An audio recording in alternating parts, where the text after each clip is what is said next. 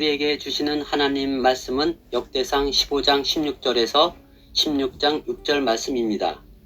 다윗이 레위 사람의 어른들에게 명령하여 그의 형제들을 노래하는 자들로 세우고 비파와 수금과 재금 등의 악기를 울려서 즐거운 소리를 크게 내라 하매, 레위 사람이 요엘의 아들 헤만과 그의 형제 베레야의 아들 아삽과 그의 형제 무라리 자손 중에 구사야의 아들 에단을 세우고, 그 다음으로 그들의 형제 스가랴와 벤과 야하시엘과 스미란못과 여히엘과 운니와 엘리압과 브나야와 마세야와 마티디야와 엘리블레후와 믹네야와 문지기 오벳에돔과 여히엘을 세우니, 노래하는 자 헤만과 아삽과 에단은 노 재금을 크게 치는 자요, 스가랴와 아시엘과 스미란못과 여히엘과 운니와 엘리압과 마세야와 브나야는 비파를 타서 알라못에 맞추는 자요, 마티디야와 엘리블레후와 믹네야와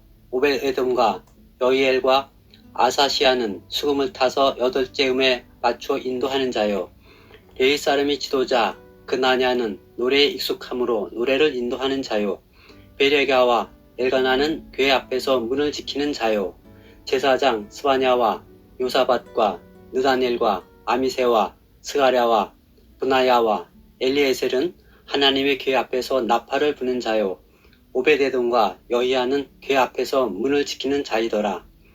이에 다윗과 이스라엘 장로들과 천부장들이 가서 여호와의 언약궤를 즐거이 메고 오벳에돔의 집에서 올라왔는데, 하나님이 여호와의 언약궤를 맨 레위 사람들을 도우셨으므로 무리가 수송아지 7마리와 순양 7마리로 제사를 드렸더라. 다윗과 및 궤를 맨 레위 사람과 노래하는 자와 그의 우두머리 그나냐와 모든 노래하는 자도 다 세마포 겉옷을 입었으며, 다윗은 또 배 에봇을 입었고, 이스라엘 무리는 크게 부르며 뿔나팔과 나팔을 불며 재금을 치며 비파와 수금을 힘있게 타며 여호와의 언약궤를 메어 올렸더라. 여호와의 언약궤가 다윗성으로 들어올 때에 사울의 딸 미갈이 창으로 내다보다가 다윗 왕이 춤추며 뛰노는 것을 보고 그 마음에 업신여겼더라. 하나님의 궤를 메고 들어가서 다윗이 그것을 위하여 친 장막 가운데에 두고 번제와 화목제를 하나님께 드리니라. 다윗이 번제와 화목제 드리기를 마치고 여호와의 이름으로 백성에게 축복하고 이스라엘 무리 중 남녀를 막론하고 각 사람에게 떡 한 덩이와 야잔 열매로 만든 과자와 건포도로 만든 과자 하나씩을 나누어 주었더라. 또 레위 사람을 세워 여호와의 궤 앞에서 섬기며 이스라엘의 하나님 여호와를 칭송하고 감사하며 찬양하게 하였으니, 아삽은 우두머리요, 그 다음은 스가랴와 여히엘과 스미란못과 여히엘과 마티디아와 엘리압과 브나냐와 오벳에돔과 여히엘이라.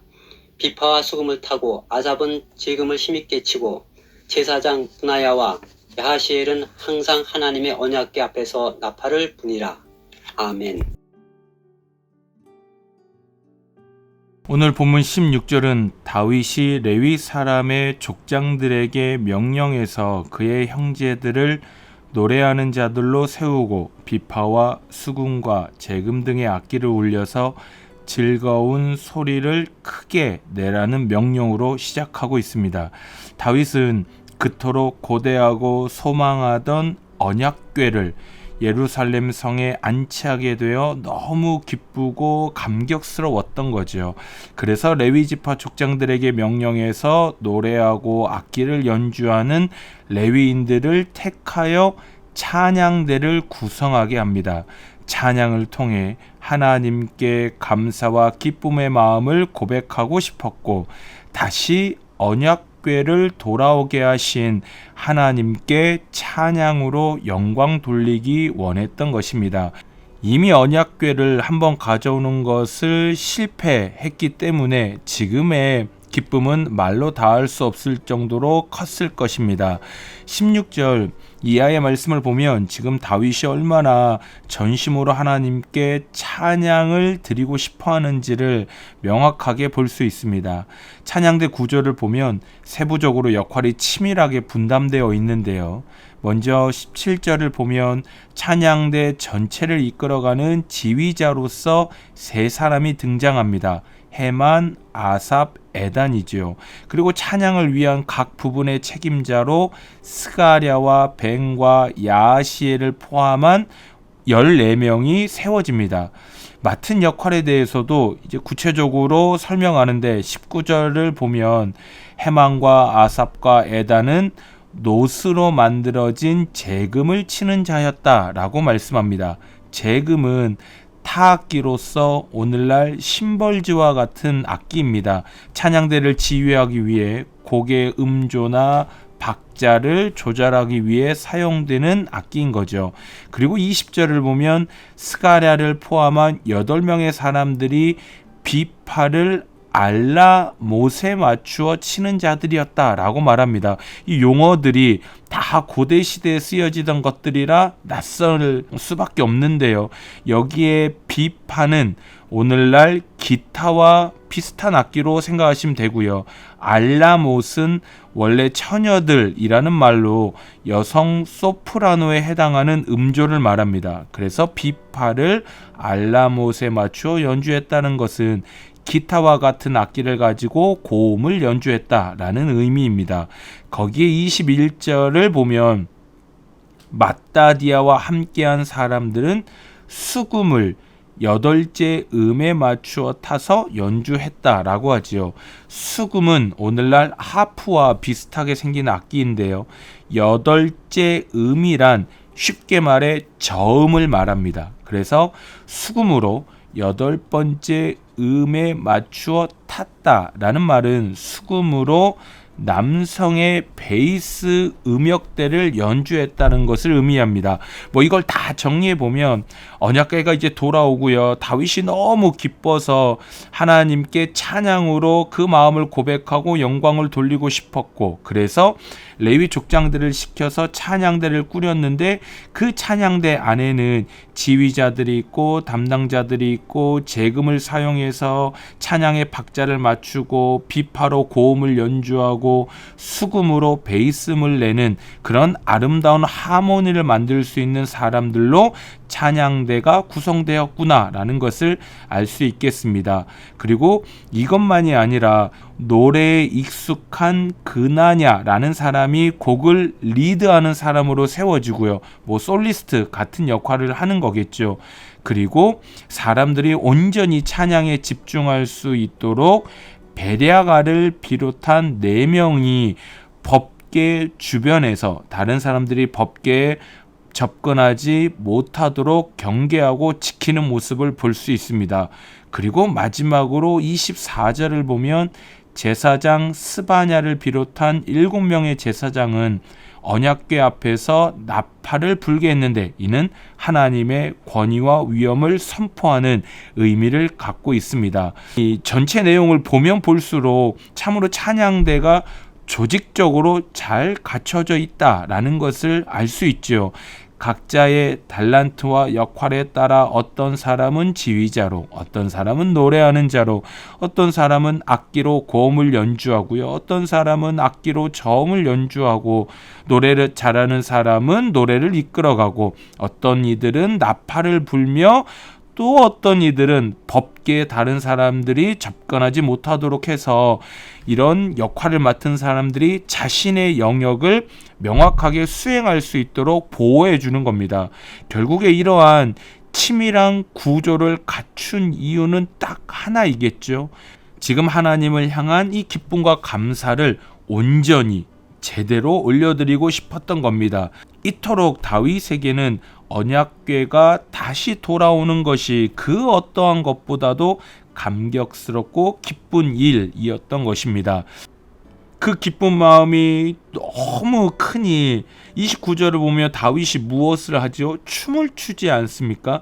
그냥 춤도 아니죠. 아내 미갈에게 업신여김을 당할 정도로 왕으로서의 체면도 지위도 사람들의 시선도 아랑곳하지 않고 지금 내가 하나님 앞에 이렇게 기쁘다라는 것을 춤으로 자유롭게 고백을 하고 하나님 앞에 나아간 것입니다. 사무엘하 6장 20절을 보면 아마도 이때 다윗이 자신의 몸을 드러낼 정도로 격하게 춤을 춘 것 같습니다. 그러니 아내가 막 뭐라 하지 않습니까? 아이고, 왕이 어찌 이토록 방탕한 자와 같이 염치 없이 자기 몸을 드러내는 춤을 추냐고 아내 미갈이 막 핀잔을 줍니다. 그랬더니 다윗이 6장 21절에서 이렇게 말하지요. 나는 여호와 앞에서 춤을 춘 것이다 라고 말입니다. 나를 택하시고 나를 주권자로 삼으시고 왕으로 세우신 여호와 하나님 앞에서만 춤을 춘 것이다 라는 거죠. 정말 놀라운 고백이지 않겠습니까?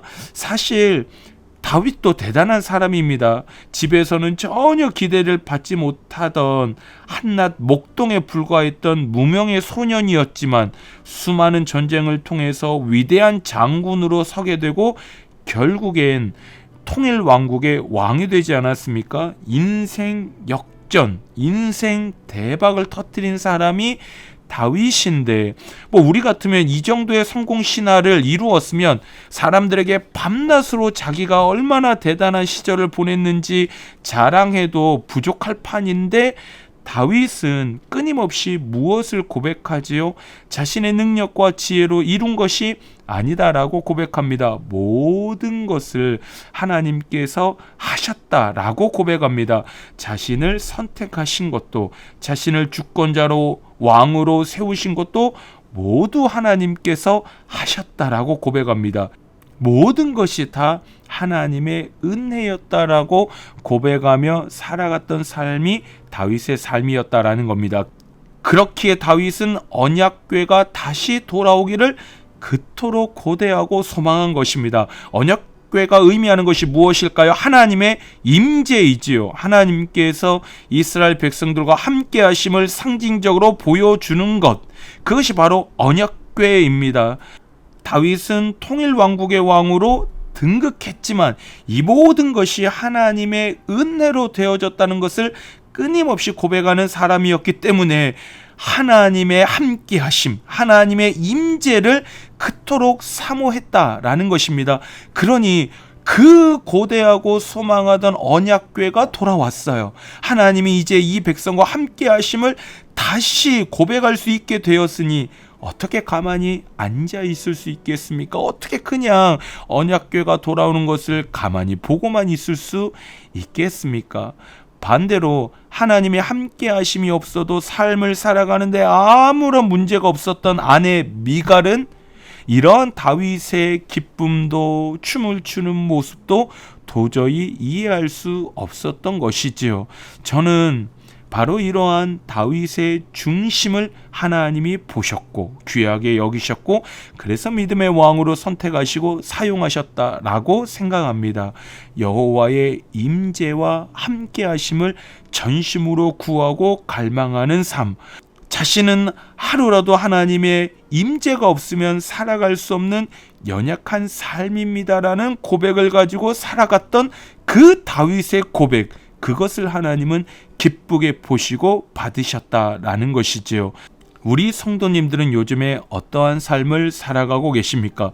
다윗과 같이 끊임없이 하나님의 함께하심과 임재를 구하며 살아가십니까? 아니면 아내 미갈과 같이 그 임재의 기쁨이 무엇인지, 함께하심의 은혜가 무엇인지를 모르고 살아가시고 계시는지요? 제가 개인적으로 좋아하는 성경 구절 중에 하나가 여호와를 구하다입니다.